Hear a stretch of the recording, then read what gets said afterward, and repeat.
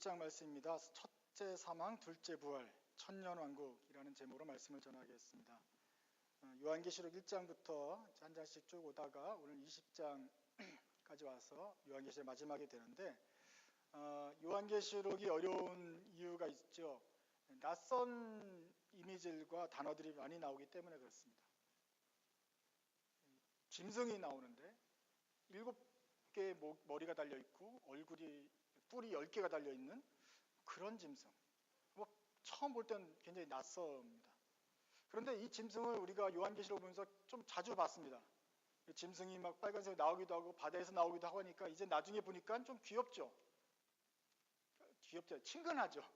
이렇게 보니까 저 짐승이 처음에 무서웠는데 저런 거구나, 잠깐 놓이는 거구나, 그냥 나중에 망하게 되겠구나 하면서 그 짐승에 대해서 알아는 것들을 좀 정보가 모이니까 그렇게 두렵거나 낯설진 않게 되더란 말입니다.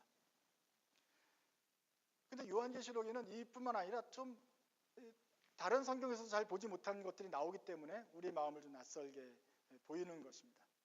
특별히 딱 한 번씩만 나오는 것들이 있어요. 자주 나오는 것보다는 요한계시록에만 나오는 것들이 있어서 우리가 좀 마음이 덜컹하고 이게 무슨 뜻이지 하면서 혼란에 빠지게 됩니다. 지난번에 우리가 일정 기간 동안 사탄이 우리를 핍박한다고 그랬어요. 그런데 그 일정 기간이 얼마라 그랬죠? 3년 반이라고 했어요. 7년의 절반인 3년 반, 또는 그것을 달로 하면 42개월, 1630일 이러면서 같은 말이 계속 반복이 되니까 그냥 일정한 기간이겠구나 하면서 이렇게 점점 익숙해져 가면서 이게 이상한 책이 아닌 것처럼 보이게 되는데, 그나마 이 나름 계속 반복이 되는 것들은 그래도 우리가 이해가 된단 말이에요. 그런데 한 번만 나오는 것들이 있다면, 별로 설명이 없는 게 있다면 헷갈리겠죠. 그리스도인이 잘 몰라요. 생전 교회 생활해도 이런 말이 있는지도 모르는 경우들이 많습니다. 그런 것들을 가지고 이단들이 집중 연구를 하고 꼬셔요. 이런 거 처음 들어봤지. 그렇지, 성경 안에 한 번밖에 안 나오는 그거 갖다가 들이대니 덜컹하면서 막 미혹을 당한다 이 말입니다. 요한계시록 20장이 그 한 번밖에 안 나오는 그 낯선 단어들의 총집합인 거다. 그래서 오늘 깨어서 잘 들으면 오늘 요한계시록을 잘 지금까지 공부를 했는지 기말고사처럼 여러분들도 볼 수 있게 되겠다. 반대로 이 이단들이 자꾸 한 번밖에 안 나오는 것들을 가지고 우리를 공격하기 때문에 이 그리스도인들이 반대로 이 낯선 단어들만 조금 잘 연구를 해두면 어디 가도 좀 안전할 것이다. 그거 들어봤는데 별거 아니야, 이런 거야 라고 금방 설명해주면 될 일이다 하는 것이죠. 예를 들면 지옥을 대해서 봅시다. 지옥입니다. 지옥이 성경에서 예수천당 불신지옥 사람들이 말을 많이 해서 성경에서 말이 많이 하는 것 같지만 지옥에 대해서 별 말이 없었습니다. 그런데 오늘 20장에 와서 지옥에 대해서 묘사를 하는데 그게 어떻게 돼요? 19장 20절에 가보면 산채로 유황불 붙는 못에 던져졌다. 그 우상에게 경배하던 자들, 그런 미혹하던 사람, 짐승들을 다 어떤 호수에 던진다고요? 유황이 끓는 호수예요. 그게 그 당시에 가장 뜨겁고 끔찍한 호수인 게 뭐예요? 화산의 어떤 물웅덩이, 온천수가 보다 더 뜨거운 부글부글 끓으면서 딜 것 같은 그걸 묘사한 것이죠. 그런데 유황이 끓는 못에 던져질 것이다 하면서 지옥에 대해서 얘기를 해요. 벌써 냄새부터 유황이 확 나고 사람이 숨을 못 쉬고 밖에서도 숨을 못 쉬어 죽는데 들어가면 뛰어 죽겠죠. 그런데 불이 활활 타고 있는 그렇게 묘사를 합니다. 그러다가 이제 마귀를 잠시 동안 묶어가지고 잠시 동안 결박을 해놔요. 한참 잡아놓고 있다가 잠깐 풀어놓는 기간이 있다 그랬잖아요. 그런데 잠깐 그 포박해가지고 가둬놓는 곳이 어디냐? 그게 무적행이라고 하는 곳이에요. 결박이 됩니다.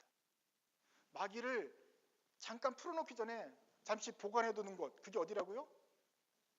무적행이라는 거예요. 감옥 같은 곳인데 무적행이란 말이죠. 이런 말을 딱 듣는 순간 이거 이단 같다 이런 느낌이 벌써 무적행 이런이 들어요. 무적행이 무슨 뜻입니까?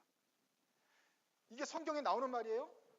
2절입니다. 한번 읽어보죠. 시작.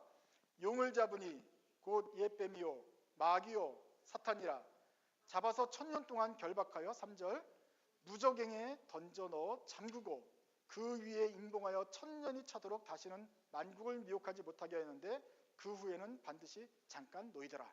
마귀가 한 천년 동안 가둬 있는 곳, 그 교도소 같은 곳이 무저갱이다. 근데 교도소라고 하면 차라리 이해가 쉽겠는데 무저갱이 뭡니까? 바텀레스 뭐 클리프 뭐 이런 거예요? 저는 밑바닥이 없는 갱도란 뜻이에요. 그러니까 공상과학 영화 보면은 막 4차원 세계로 빨려 들어가는데 으악 하면서 빙글빙글 도는데 계속 돌아가죠.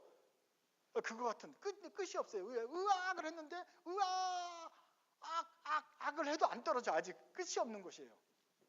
거기에 사탄을 잠가놓는 것입니다. 이게 성경에 여기만 나오는 거예요. 그러니 이걸 탁 보면 이거 우야라는 거냐? 이거 뭐냐? 거기는 사탄을 잠깐 잠가놓는 것이다. 여러분, 무적의 끝이 없이 떨어지는 그 절벽이 더 무서워요? 아니면 영원토록 타는 유황불이 더 무서워요? 여기 죽진 않으니까 죽는 것보다는 이게 그 무적에게는 잠깐 있다가 천년 있다 나올 수 있는 그 기회가 주어져요. 근데 유황불은 어떻게 돼요? 그냥 거기를 한번 들어가 이제 끝이 나는 거예요. 그러니까 무적행은 잠깐 들어갔다 나오는 것이고 사탄 입장에서 이제 유황불은 최종적으로 멸망하는 곳이에요. 어쨌거나 굉장히 끔찍한 곳에 들어가서 철저하게 못 나오는 곳에 가둬놨다가 이제 영원히 멸망하는 유황불에 던져놓는다는 하여간 무서운 상징으로 그 당시 사람들이 이해할 수 있는 표현을 쓴 것입니다. 우리가 성경을 볼 때도 옛날 사람들이 이해했던 그 방식을 이해하고 난다면 이제 조금 이해가 되겠죠. 어느 한 곳에 가둬뒀다가 영원히 멸망화시키는 거구나. 그것이 무적행이고 그 다음에 유황불이 끓는 연못에 가져둔다. 이렇게 볼 수가 있겠습니다. 이게 우리가 말하는 지옥이겠죠. 그 유황불이. 자, 오늘 우리 20장을 보면서 특별히 우리 하나님께서 우리 사람들에 대한, 우리 교회에 대한 미래를 어떻게 설명하셨는지 우리가 좀 살펴보면서 좀 보려고 합니다. 그림을 한번 보세요. 예수 그리스도의 십자가의 죽으심입니다. 예수님이 고난을 당해서 이게 죽음의 표시입니다. 죽었어요. 예수님도 죽음을 대면하셨다는 것이죠. 그렇지만 하나님이셨기 때문에 부활하셔서 살아나셨어요. 영광스러운 부활입니다. 이 부활로 교회가 시작이 되었어요. 작은 무리들이 하나님을 찬송하면서 하나님의 뜻을 행하는 무리들이 시작이 되었는데 이것이 주님의 뜻 가운데서 확장되고 이것을 선교라고 말했죠. 땅끝까지 선교가 돼서 많은 무리들이 있었어요. 이것을 우리가 반복해서 말했지만 이것이 바로 14만 4천이고 하나님의 부름받은 백성들이다. 이렇게 말할 수가 있겠어요. 그런데 그러면 이 교회의 미래는 어떻게 될 것이냐? 이 요한계시록에 나왔었죠. 그리고 오늘도 언급이 되고 있는데 4가지 상태가 벌어질 것입니다. 이 교회가 확장되고 있다가 어느 날 주의 뜻이 되면은 4가지 일이 나는데 첫째로는 예수 그리스도께서 다시 오실 것이다. 재림할 것이다. 영광 중에 여기 와서는 고난을 당하셨지만 이제 영광주로 재림하게 될 것이다. 그러나 또 말씀하셨지만 환난과 핍박이 있을 것이다. 몇 년 동안 있습니까? 7년 동안 있을 것이다라고 말했고 아니다. 3년 반 동안 그 뒤에 3년 반 동안 있을 거라 말했고 적그리스도 나타난다는 말도 있었고 짐승이라는 말도 있었고 육륜이라는 말도 있었습니다. 어쨌거나 그런 환난이 조금 있다 말씀하셨죠. 그 다음에 천년왕국이라는 말이 또 새로 등장하는데 1000년 동안 주님과 함께 더불어서 왕노릇하는 그런 기간이 있다라고 말씀을 하셔요. 그리고 마지막에 주님의 하나님 앞에서 최후의 심판을 받을 것이라는 그런 개념들이 있습니다. 예수 재림, 핍박, 천년왕국, 최후 심판 이 4가지들이 앞으로 일어나게 될 일입니다. 이건 명확하죠. 왜냐하면 예수님께서 올라가시면서 말씀하셨어요. 부활신 전하시면서 너희들이 본대로 내가 다시 올 것이다.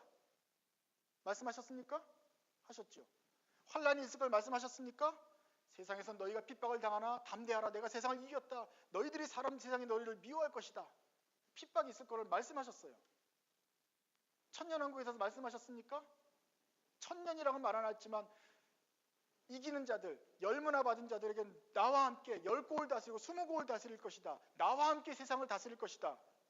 주님이 나와 함께 세상을 다스릴 것이라는 걸 미리 말씀하셨다고요. 어떤 우리가 하나님의 그 왕국에서 같이 가서 통치한다는 천년 왕국에 대한 개념을 주님이 말씀하셨다고요. 최후의 심판에 대해서 예수님이 말씀하셨습니까? 예, 마지막 날에 염소와 양을 나눌 것이다. 너희들이 다 행한 대로 보응을 받을 것이다. 그때 너희들이 우리가 언제 주님을 박대했습니까? 그럴 때 내 소자에게 한 것이 나에게 한 것이다. 소자에게 하지 않은 것이 나에게 하지 않은 것이다. 주님이 그 행위대로 심판한다고 말씀하셨습니다. 예수님 말씀하셨고 요한계시록에서 계속해서 이 네 가지가 나온다고 말을 했어요. 문제는 반드시 일어날 일인데 문제는 이 순서가 어떻게 될 것이냐는 고민이 좀 돼요. 어떤 순서로 됩니까? 뭐가 제일 먼저 오죠?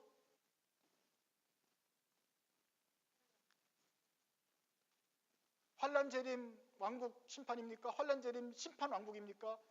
재림 환란 뭡니까? 여러분이 뭘 택하든지 간에 여러분의 생각입니다. 왜냐하면 이거는 신학적으로 많은 복잡한 이야기들이 있어요.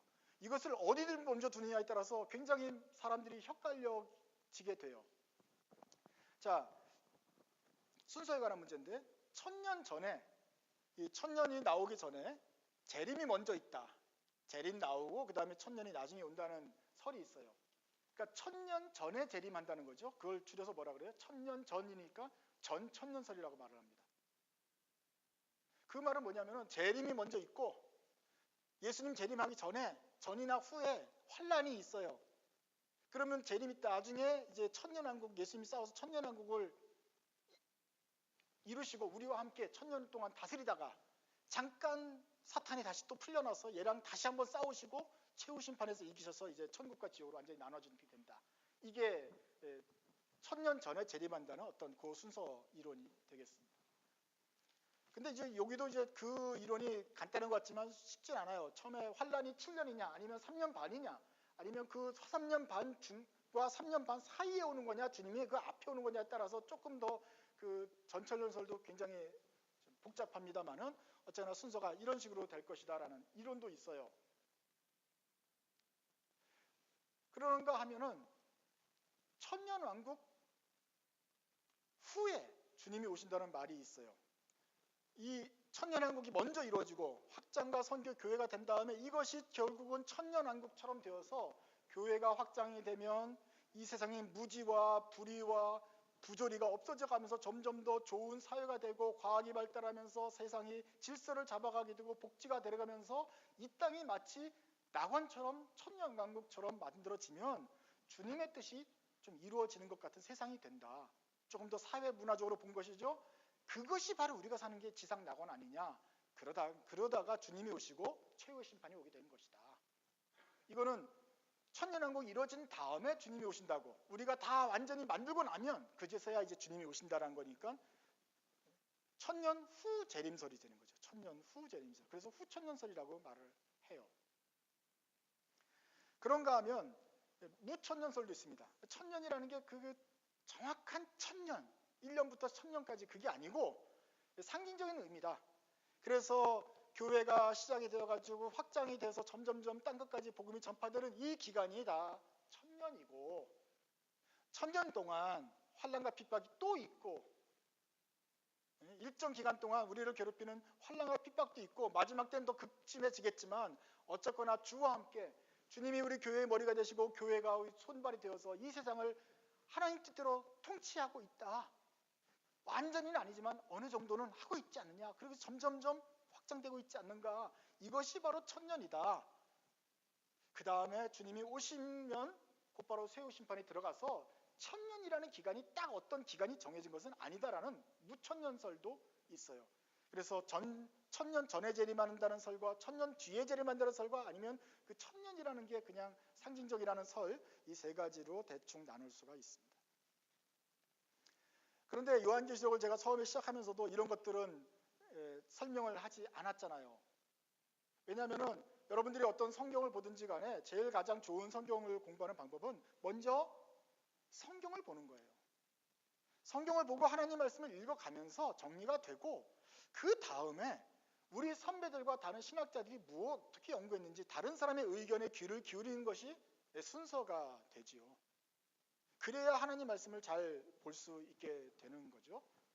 그러지 않고 요한계시록 본다 그러면서 그냥 책 사가지고 전천년설, 후천년설, 무천년설 막 외워가면 하면 그냥 절망의 무적행으로 빠져들게 되는 지름길이 되는 것입니다. 그러면서 아무것도 기억이 나지 않고 그냥 세 가지만 기억나요. 전천년, 후천년, 무천년인데 물어보면 아무것도 모르는, 예수 그리스도 소망도 없고 그냥 무섭기만 하고 그냥 요한계시록 복잡해 읽지 마, 결론이 이렇게 나오는 그런 식으로 빠져들게 돼요. 그러나 여러분, 요한계시록 읽어보니까 어떻습니까?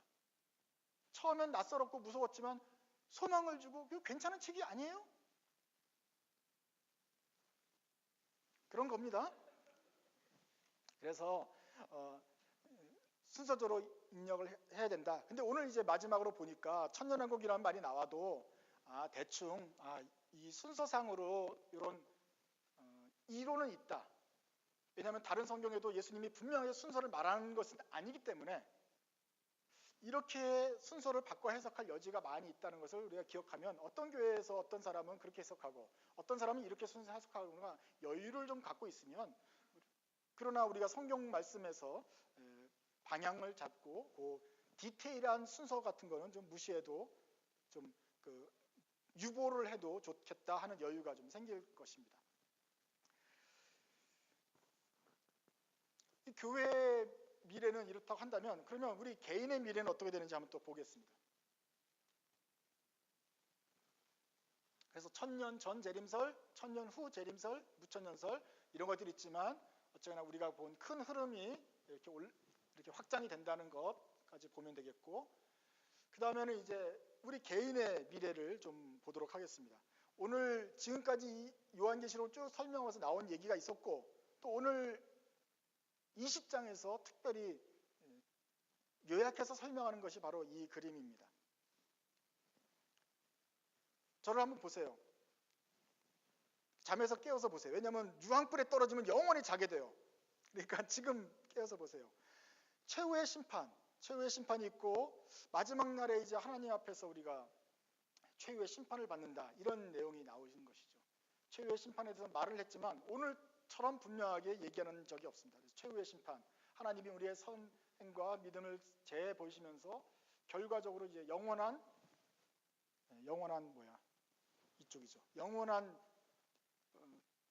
데스티니, 운명을 결정해 주는 순간이 되겠습니다. 근데 몇 가지 경우의 수가 있기 때문에 잘 보셔야 돼요. 첫째로는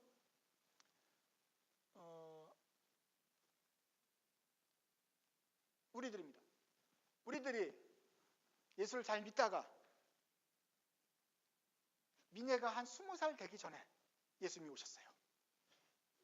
그러면 미네는 어떻게 되냐면은 곧바로 시집도 못 가고 대학 졸업도 못한 상태에서 그냥 하늘로 가게 돼요. 가서 어떻게 되냐면은 보세요. 최후의 심판대 앞에 서게 됩니다. 불행한 겁니까? 행복한 거죠. 이 죽음을 보지 않고 그냥 짜잔 하면서 올라가게 돼서 미네는 일생 경우에 죽음을 경험하지 않아요. 이게 되겠어요? 행복한 삶을 살다가 믿음으로 살다가 최후의 심판까지 가게 되는 거예요. 그러면 최후의 심판인데, 이 심판은 안 믿는 사람한테는 무서운 불의 심판이지만 믿는 사람고 믿었던 의인들에게는 어떤 거예요? 상을 주는 시상식이 되는 거죠.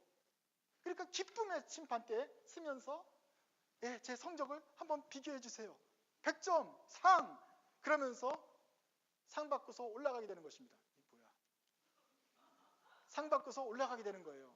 그런데 어디로 가느냐? 새하늘과 새 땅으로 가서 영광 중에 늘 웃으면서 거룩하게 살아요. 그때는 약간 좀 게으른 생각이 들까요? 아니에요. 영원히 성화된 상태로 하나님 앞에 있기 때문에 늘 주님을 찬양하면서 조금도 반역하는 불순종하는 기미가 없이 영원토록 살게 돼요. 이것이 최후 심판에서 승리한 사람의 삶이에요. 두 번째, 제 경우는 이 세상에서 예수를 안 믿고 죽은 사람이에요. 예수를 안 믿어요. 예수를 안 믿었는데 2025년에 예수님이 딱 오셔요. 그래서 대학생인데 술 먹고 있다가 예수를 만나게 되는 거예요. 예수를 안 믿으라 그랬는데, 그때 믿었어야 되는데 안 믿고 그래요. 이 4번은 똑같아요. 가는 건 같아요. 최후 심판 때 서요. 근데 여기는 심판 때예요. 그야말로. 벌 주는 곳이에요. 그래서 곧바로 밑으로 떨어집니다. 이게 어디라고요? 불지옥에. 이게 불인데 좀 멋있는 불인데 이거 말고 좀 더 무서운 불이 나와요. 유황불이 끓어요.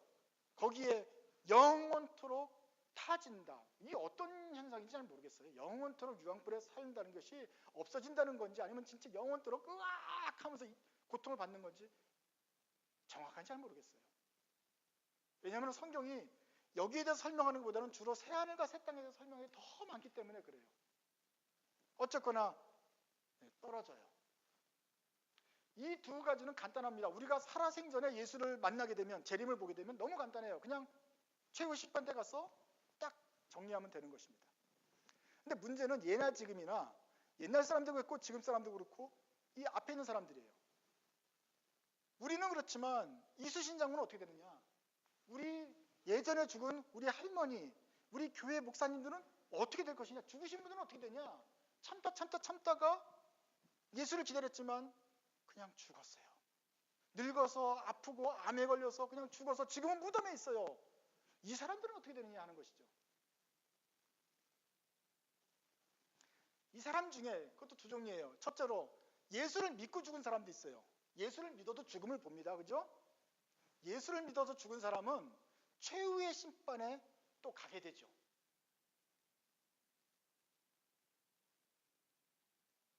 죽었는데 심판을 또 받습니까? 받죠. 예수님께 말했어요. 바울이 말했어요. 예수님께서 오실 때 무덤이 먼저 열리고 무덤이 열려서 먼저 주님을 맞이하게 됩니다. 무덤이 열리고 그 죽은 사람들이 살아나게 돼요. 그래서 어디로 갑니까? 다 이 이민 심사대 하는 것처럼 심판을 받아요. 그러면 거기 가면은 이 사람은 믿음 안에서 죽었기 때문에 최후 심판 받아도 곧바로 아까 1번처럼 새하늘과 새 땅으로 들어가겠죠. 말 되죠? 쉽죠? 그런데 이 사람이 무덤에서 살아나요. 그걸 뭐라 그래요?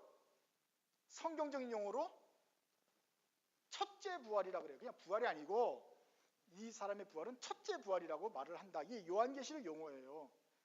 그래서 6절에 보시면 첫째 부활에 참여하는 자들은 복이 있고 거룩하도다 그랬죠. 거기를 한번 읽어봐야겠는데 다시 한번 보세요. 4절부터 보면 내가 보좌들을 보니 거기 앉은 자들이 있어 심판하는 권세를 받았더라. 그게 심판 때예요. 내가 보니 예수를 증언함과 하나님 말씀 때문에 목배임을 당한 자들의 영혼들과 또 짐승과 우상에게 경배하지 않고 그들의 이마에 손에 표를 받지 아니한 자들이 살아나서 그리스도와 더불어 1000년 동안 왕노릇하게 된다. 이는 첫째 부활이라. 첫째 부활에 참여하는 이 죽었다가 살아난 의인들은 복이 있고 거룩하다. 둘째 사망이 그들을 다스리는 권세가 없고 오히려 그들은 하나님의 제사장이 되어 1000년 동안 그리스도와 더불어 왕노릇하리라 그랬잖아요. 그러니까 천년왕국에서 이 살아난 사람들이 바로 그리스도와 함께 왕노릇하게 되는 그 영광을 받고 새하늘과 새 땅으로 들어가게 되는 거예요. 근데 이 사람들은 죽었지만 이 세상에서 그냥 사라진 것처럼 보였지만 예수님께서 오실 때 싹 살아나요. 그러고서 영광스럽게 하늘나라에 들어가게 되니까 이 사람들의 삶이 헛된 것이 아니죠. 주님이 다 기억하고 보상을 해주시죠. 그래서 죽었다가 살아났기 때문에 부활이라 그래요. 근데 부활 그럼 예수님의 부활과 헷갈리니까 여기서는 첫째 부활이라, 우리 인간의 첫째 부활이라 이렇게 말을 해서 설명을 했습니다. 근데 문제는 그럼 안 믿고 죽은 사람도 있겠죠. 이 사람은 안 믿고 죽었기 때문에 심판대에 섰는데 지옥에 갈 사람이에요. 그래서 하나님이 판결을 지옥으로 보내요. 그래서 불지옥 가서 또 죽어요. 옛날에 죽었는데 다시 예수님 오셔서 살아났다가 심판을 또 받고 또 죽어. 그래서 이게 세컨드 사망이에요. 그래서 둘째 사망이라고 말을 합니다. 왜 죽을 걸 갖다가 왜 또 깨워가지고 또 심판을 주냐. 그 사람의 그러면 진작에 믿지. 어쩔 수 없어요. 그건. 그래서 하나님이 산자와 죽은 자를 심판하시기 때문에 산자뿐만 아니라 죽은 사람도 믿음으로 죽은 사람도 심판하시고 불의하게 불신으로 죽은 사람도 심판하셔서 영원한 불로 가게 하신다. 그러니까 모든 불신 살았든지 죽었든지 모든 불신자와 불신앙이 다 지옥에 가기 때문에 남은 사람은 천국에는 아무런 점도 흠도 없는 그런 상태가 되는 것이죠. 그러면 이 둘째 사망 반영, 이 4번, 이 안 죽고 태어난 사람, 2번, 안 믿고 죽었다가 다시 살아나서 심판받고 결국 둘째 사망을 보는 사람은 부활했습니까? 안 했습니까? 여기서 부활을 해야 심판 때 서는 거 아닙니까? 그러니까 무덤이 열릴 때 다 일어난다고요. 그렇죠? 그래서 심판을 받아야 되니까. 그런데 이 사람은 첫째 부활이라 그래요? 안 그래요? 부활은 영광스러운 단어라서 어차피 얘는 왔다가 다시 갈 거 아니야. 그래서 얘네들은 첫째 부활이라고 안 해요. 천국 갈 사람들만 첫째 부활이라고 하는 거고, 이 일어났다가 다시 들어갈 둘째 또 죽을 사람들은 그냥 둘째 사망이라고만 말을 하는 거예요. 이해되십니까? 그래서 여러분들이 오늘 다 죽어, 무덤에 들어가. 그럼 우리가 할 일은 뭐예요? 나중에 예수님 오시면 첫째 부활을 해요. 둘째 사망은 언제 합니까? 우리는 안 해요. 우리하고 상관이 없어요. 우리는 심판 때 받고 하늘나라 가는 거예요. 연관이 없어요. 안 믿고 죽으신 분들은 부활이 없어요. 그냥 죽었다가 또 죽는 확인 사살, 둘째 죽음이 있을 뿐이에요. 이것이 살아서 예수를 만난 사람과 그 다음에 죽어서 예수를 다시 만난 사람들의 운명이 네 가지로 갈려지게 되고, 우리 살아서 만난 사람들은 그냥 천국 지옥 나눠지니까 간단한데, 죽은 사람들은 이제 첫째 부활, 둘째 사망, 요 두 가지로 길로 나눠진다라고 설명을 하는 거예요. 알고 보니까 간단하지 않아요? 원래 우리가 아는 거예요. 그런데 이제 성경 이 당시 용어로 첫째 부활, 둘째 사망 이러니까 막 헷갈려지는 것이죠. 그러나 요한계시록 딱 여기 성경에 여기 하나만 나와요. 이런 말은. 그렇지만 별로 어려운 게 아니고 그냥 원래 흔한 쉬운 얘기다 하는 것을 보시면 되겠습니다. 불쌍한 것은 이거예요. 왜 둘째 사망? 죽었다 또 죽는, 불쌍하죠? 그래서 될 수 있는 대로 이 땅에 살았을 때 예수 믿고 살다가 죽었으면 좋겠어요. 죽기를 바라는 것입니다. 이제 우리가 신경 쓸 것은 최후의 심판 얘기입니다. 미켈란젤로가 최후의 심판 그림을 그리고 멋있게 그리고 뭐 이렇게 하늘로 올라가는 그림을 그렸지만 그것은 이제 그림이고, 성경에서는 최후의 심판에 대해서 또 그렇게 자주 안 나오는데 오늘 특별히 구체적으로 나오게 되는 것입니다. 11절부터 한번 읽어보시죠. 같이 한 절씩 읽겠습니다. 또 내가 크고 흰 보좌와 그 위에 앉으신 이를 보니 땅과 하늘이 그 앞에서 피하여 간데 없더라.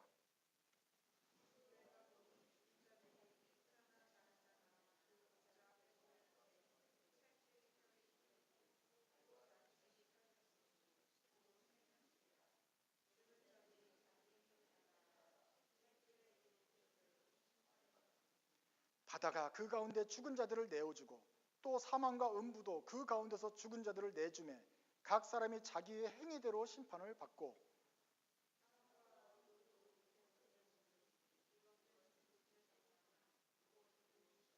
누구든지 생명책에 기록되지 못한 자는 불못에 던져지더라.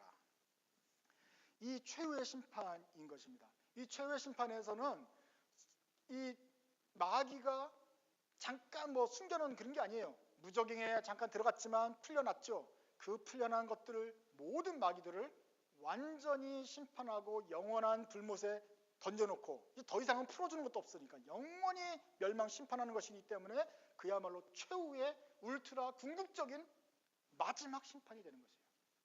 더 이상 기회가 없어요. 그런데 이 심판은 어떻게 되느냐? 그 심판할 수 있는 재판장은 무슨 색깔입니까? 그 재판장의 색깔은 흰 보자예요. 뭔가 영광스럽고 흠이 없는 깨끗한 곳이죠. 그래서 백보자 심판이라고 그래요. 흰 백자 써가지고 백보자 심판. 이것은 성경에 나오는 용어예요. 흰 보자니까. 근데 백보자 그러면 또 이단성 같은 느낌이 들죠. 흰 보자 심판, 백보자 심판. 그래서 이것은 최후의 심판이라고 우리가 이해를 하면 되겠다. 이 최후의 심판은 더 이상 판결이 뒤집어질 가능성도 없어요. 혹은 판결이 잘못될 가능성도 없어요. 너는 의인이고 너는 지옥 가야 돼. 너는 천국이야. 이렇게 지었는데 얘는 거기 가서 아이고 잘 속였네. 속일 가능성도 없어요. 아니면 원래는 착했는데 천국 가가지고 나중에 게으러지거나 나태해지거나 천국에서 더 시기 질투하는 그런 가능성도 조금도 없어요. 그냥 완전히 순결하게 된 사람 만들어서 성화시켜서 성구로 올려보내고 완전히 지옥으로 보내는 최후의 심판이기 때문에 최후의 심판인 것입니다. 마귀가 우리를 조금도 더 이상 꼬실 수가 없어요. 천국에서 유혹을 당할 수가 없어요. 왜 그렇죠? 최후의 심판은 마귀도 심판했기 때문입니다. 거기 가면 바이러스에 걸리지 않아요. 바이러스도 심판당했기 때문입니다. 거기 가면 게으름이나 수학이 힘들거나 이런 것도 없어요. 모든 무능과 무지 그런 것도 다 심판을 받았기 때문에 그래요. 그냥 행복하고 기쁨의 심판이 되는 것입니다. 그 심판의 기준은 책입니다. 책이 몇 권이 있어요? 한 권입니까? 두 권입니까? 한 권이라고 하는 사람들은 12절을 보세요. 그 앞에 큰 자나 작은 자나 그 보좌 앞에 서 있는데 책들이 펼쳐 있고 몇 권인지 모르겠지만 복수형입니다. 또 다른 책이 퍼져 있으니 복수형인 걸 혹시 모를까봐 또 다른 책이라고 또 말했죠. 그 다른 책 하나 중에 하나가 생명책이다. 그럼 나머지 책은 뭐냐? 백과사전이냐? 뭐예요?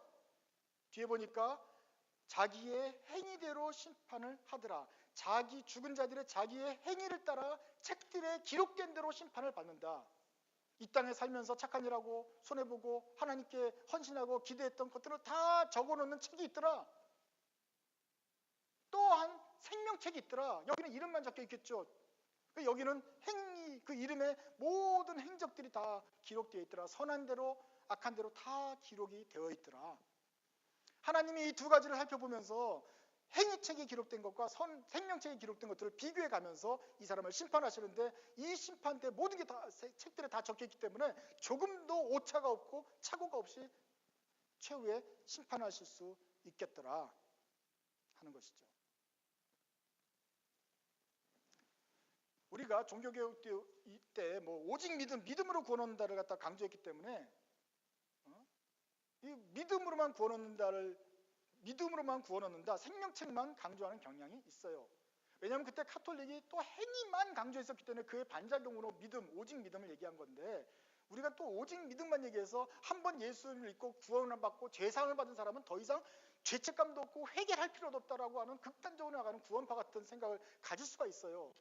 그러나 천국의 최후 심판에 가면 생명책, 어린 양의 생명책뿐만 아니라 행위책도 기록이 되어 있다라는 것을 기억하셔야 됩니다. 그리고 하나님이 그 행한 대로라고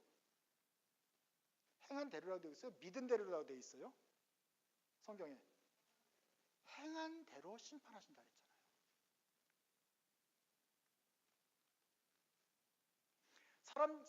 특히 개신교인들이 행함을 무시하는데 행함이 없는 믿음은 죽은 믿음이라고 그렇게 말했음에도 불구하고 행함을 무시한다.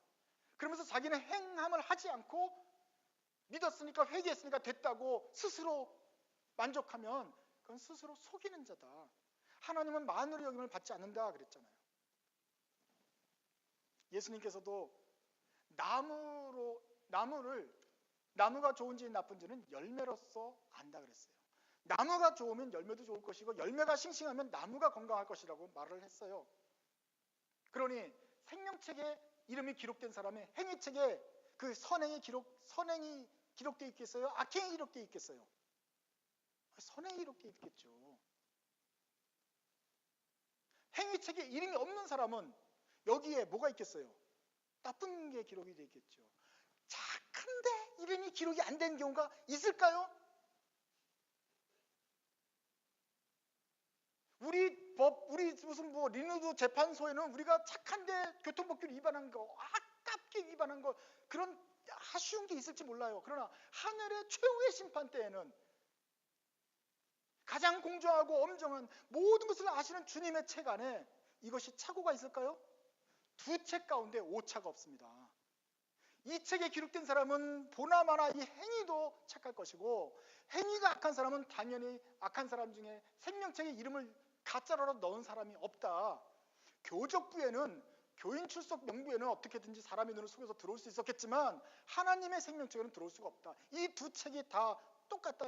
그래서 주님이 보시고 두 가지를 놓고 보셔도 아무런 혼선이 없습니다. 그래서 이 두 가지를 가지고 그 행위대로 생명책에 기록되지 못한 자들은 불못에 던지고 생명책에 기록된 사람을 새하늘로 새 땅에 올려가는 최후의 심판을 베푸신다. 성경에서 거듭거듭 말하고 있는 것은 이때가 되면 악인들도 하나님을 원망할 수 없다. 하나님의 공의로우심을 인정하고 예, 저는 갈만합니다 하고서 다 들어가더라. 그만큼 하나님의 마지막 백보자 심판은 엄정하고 공의로운 심판이 된다. 여러분, 그러면 이 최후의 심판을 믿는 기독교인들은 어떻게 살아야 되겠습니까?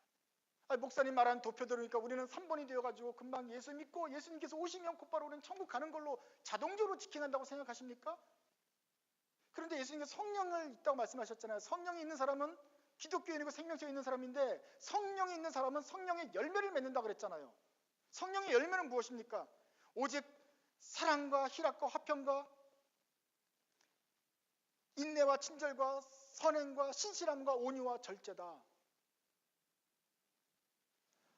생명책에 이름이 기록된 사람은 살아있으면서 성령의 열매를 맺어야 되는데 그 사람이 사랑을 하게 되고 기쁨으로 살고 화평을 도모하게 되며 오래 참는다. 생명책에 이름이 기록된 사람은 친절하더라. 선한 일을 도모하면서 옆에 사람 돕더라. 그리고 온유하더라. 성깔 부리지 않고 온유한 것이 생명책에 기록된 사람의 특징이더라. 그리고 절제하며 위의 것을 찾으며 믿음을 삶에서 나타내게 한다.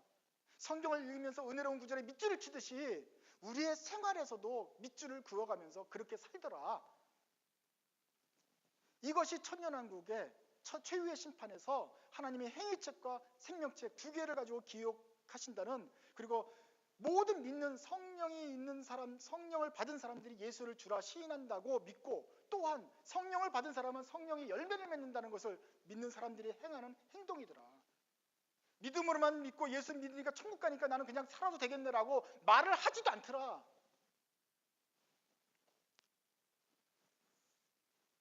그런 사람은 하나님이 이미 꿰뚫어 보시고 상을 주시고 이미 꿰뚫어 보시고 유황불로 보내신다.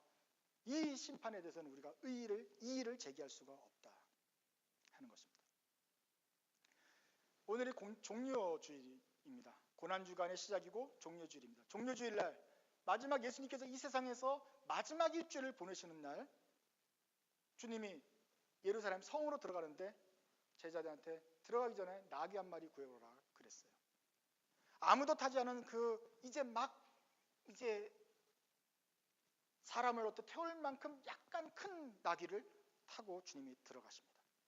그런데 백성들이 보통 때는 예수님을 미워하고 이렇게 기적을 보여달라고 막 시험하던 백성들이 마음이 확 녹아가지고 일치단결해서 예수님께서 그 들어오시는 모습을 보고 종려나무 가지를 꺾어다가 호산나 호산나 찬송을 하고 나귀들이 가는 그 흙길 밑에다가 옷을 벗어서 깔면서 예수님께 경의를 표해요. 갑자기 집단적으로 뭔가 예수님을 맞이하는 막 분위기가 형성이 되었어요. 그런데 이것을 보고 권세자들이 위협을 느낍니다.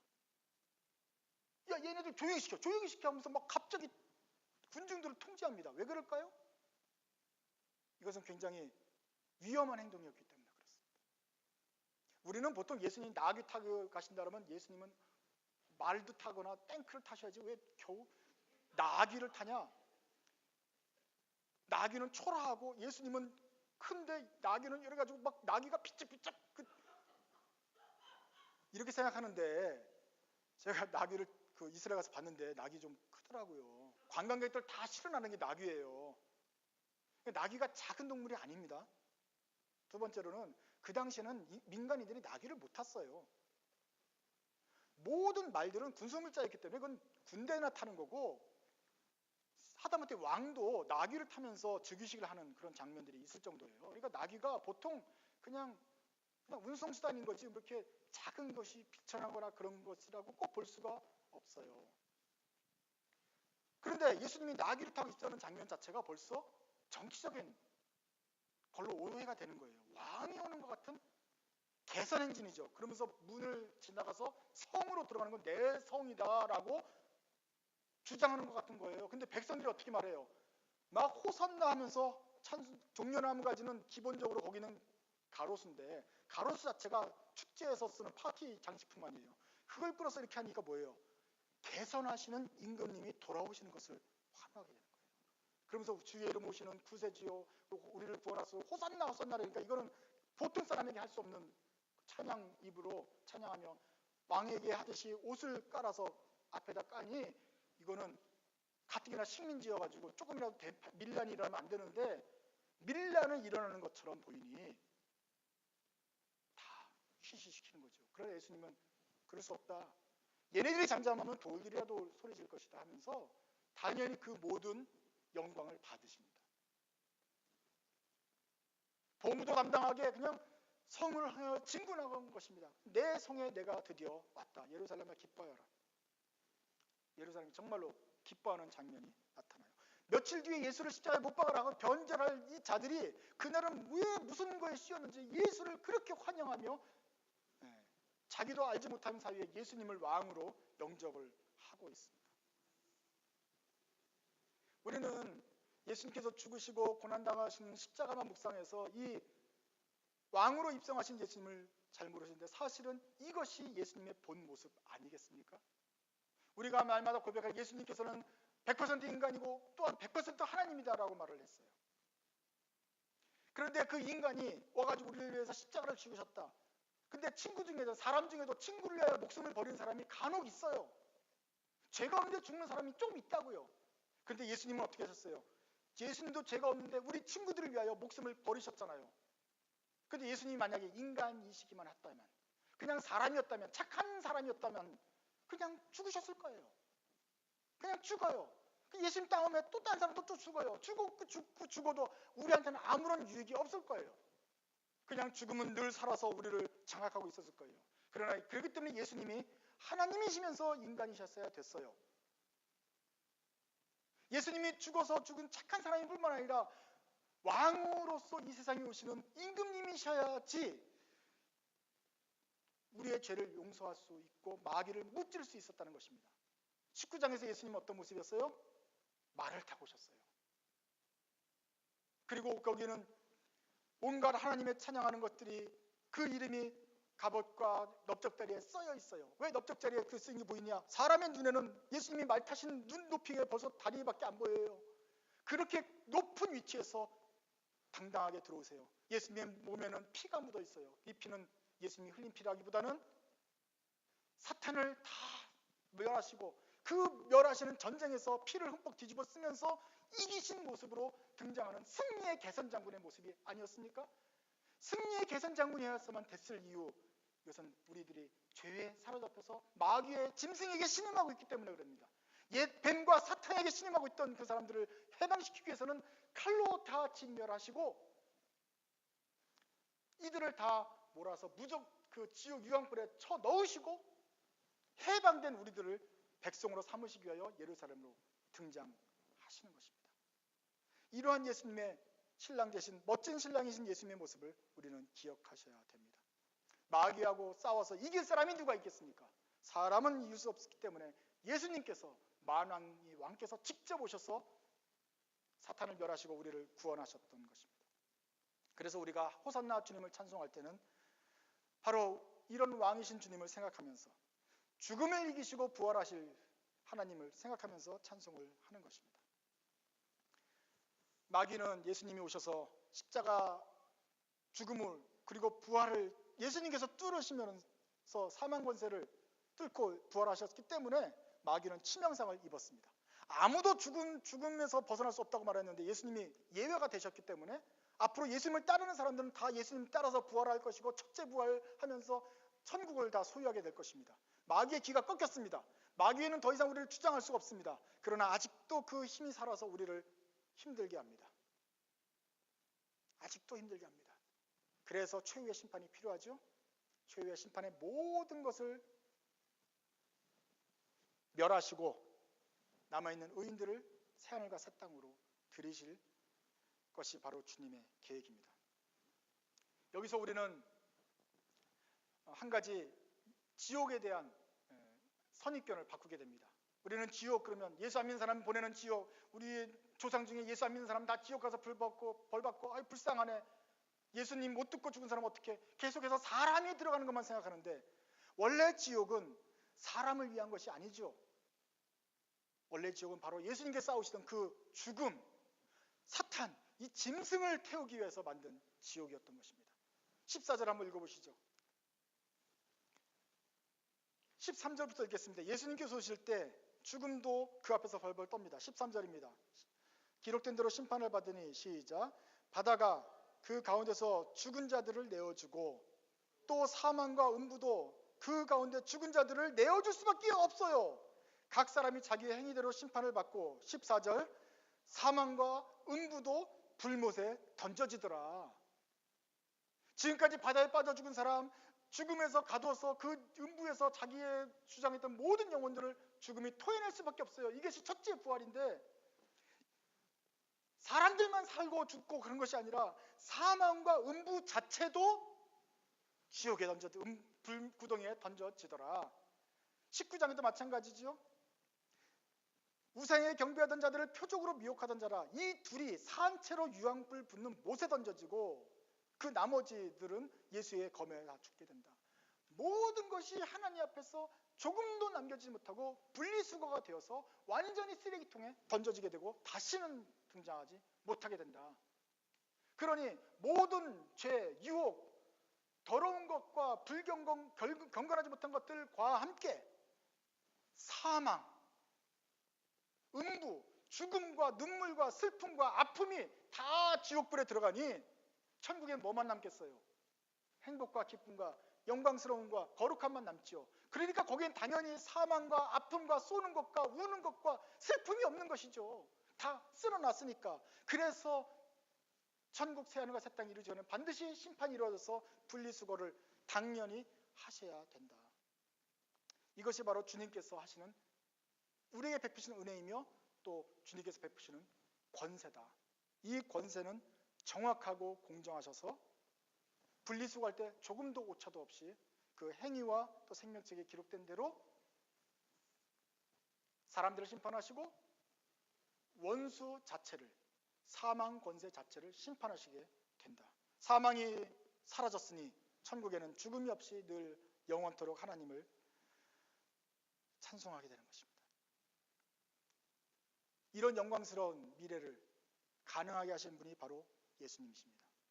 예수님은 그저 우리를 위하여 죽으신 착한 사람일 뿐만 아니라 나귀를 타고 들어오시면서 예루살렘으로 대표되는 온 세상을 자기의 것으로 삼으시는 천년왕국의 주인이신 왕 중의 왕, 만주의 주가 되시는 것입니다.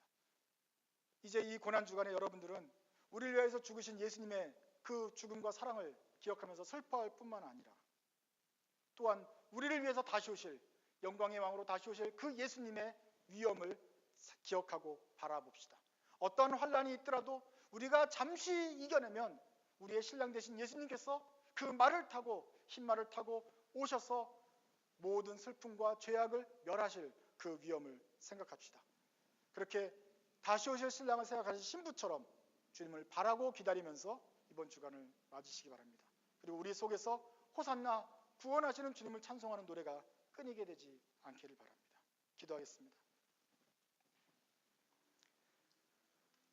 우리의 임금이신 주님 찬송합니다. 온 세상을 멸하실 그 만왕의 왕이신 주님, 사랑하는 주님을 찬송합니다.